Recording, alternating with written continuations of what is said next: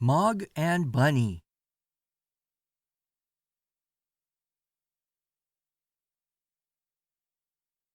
One day, Mog got a present. "Here you are, Mog," said Nicky.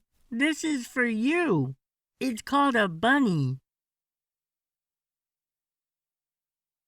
Mog liked Bunny.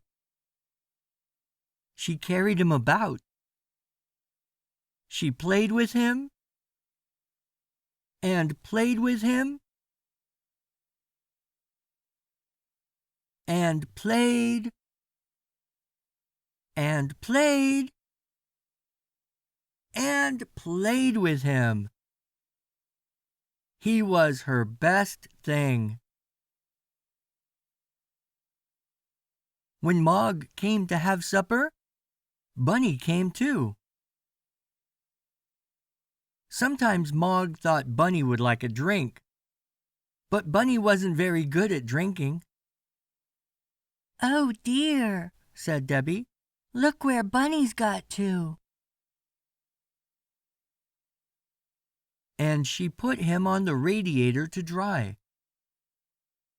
At night, Bunny slept with Mog in her basket. During the day, when Mog was busy, she always put Bunny somewhere nice. You never knew where Bunny would get to. Sometimes Bunny liked to be quiet and cozy. And sometimes he liked to be where there was a lot going on. Mr. and Mrs. Thomas didn't understand this. They didn't say, "Look where Bunny's got to." They shouted, "Yuck!" They yelled, "Ugh! What a horrible, dirty thing!" And they threatened to throw Bunny away in the dustbin.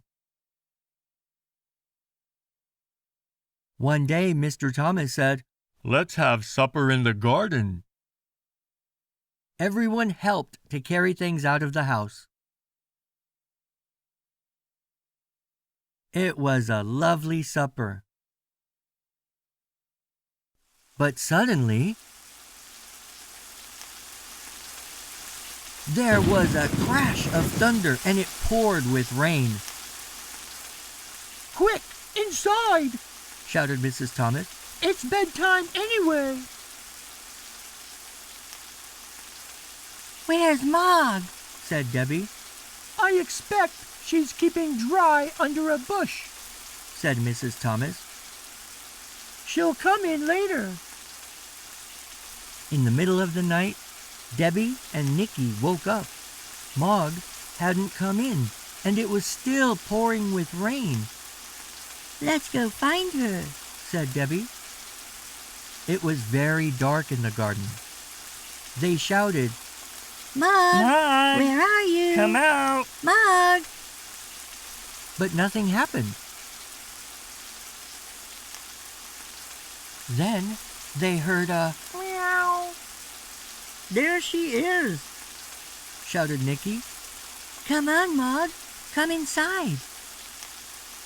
But Mog just went on sitting in the rain. It was dripping off her nose. "What's the matter, Mog?" said Debbie. Then she said, "Oh dear, look where Bunny's got to." Nicky picked Bunny up and showed him to Mog. "It's all right, Mog," he said. "We've set Bunny free.